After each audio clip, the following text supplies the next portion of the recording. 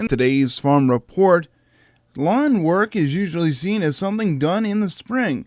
But as USDA's Gary Crawford reports, you don't want to wait until spring to seed your lawn. And now a really bad song about fall. Oh, I feel like I'm falling for fall. Falling for fall, yes. Well, now many of us are inspired to do our work on the lawn in the springtime. But one expert says if you have cool season grasses like bluegrass or tall fescue, when fall comes, that grass really breaks dormancy and takes off and starts growing.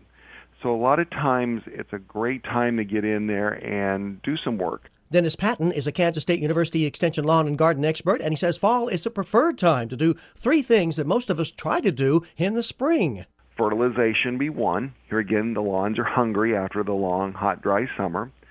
2 would be if we've got some thin or dead spots, get in there and overseed or reseed the lawn. And the third practice that's really great done in the fall is something called core aeration, or aerating your lawn, which removes plugs of soil about the size of a finger out of the lawn that then helps repair the soil, loosens, breaks up the soil, also helps water and nutrients move down into the soil for healthy roots. Now today we're going to focus on seeding or overseeding. Seeding is an art and a science. But mostly science, though. Patton says if you seed in the fall, you have a much better chance of getting a really good stand of grass, but not if you make a lot of mistakes. I think the most common mistake people make is they don't properly prepare the soil. Patton says do not just go out and throw out some seeds on the ground like I do and expect results. You have to first get the ground ready. What really needs to occur for a good seeding project is to make sure we get good seed-soil contact. And that is usually done with a process called verticut, or verticutting your lawn. And what this verticut does, it's a machine you can rent or hire someone to do, and it slices small grooves down into the soil that breaks through that soil crust and that thatch layer, and then it allows for that seed to fall down into those grooves.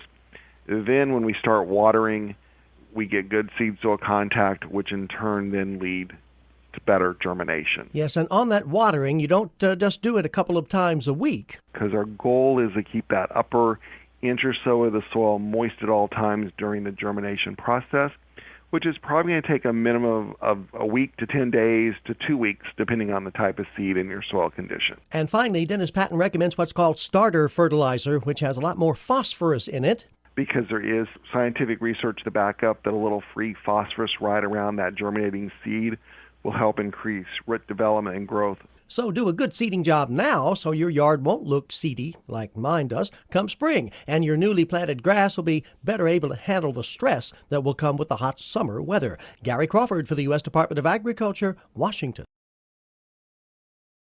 Catch the latest in local farm news with me, Scott Colomb, at 6:35 a.m. and 4 p.m. here on AM 960 KLTF, or anytime online at fallsradio.com.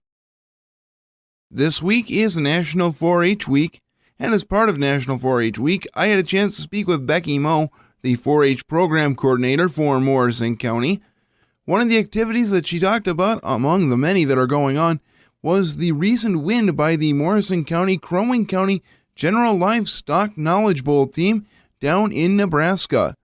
Well, that's kind of a soft spot for me. I do have 2 of my daughters on the team.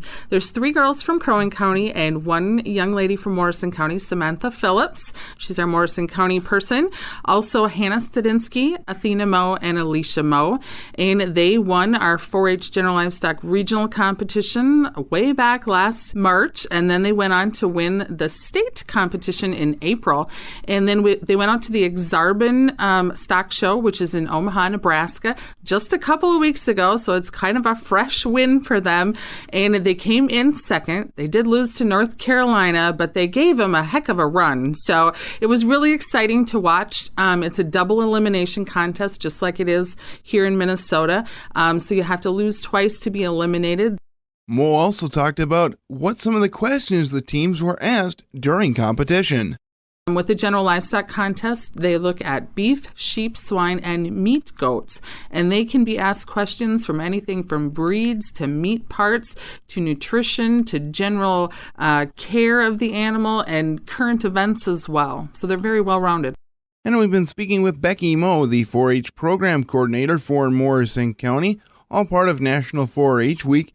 If you're interested in joining 4-H or becoming an adult volunteer, call 632-0161 or go to www.extension.umn.edu.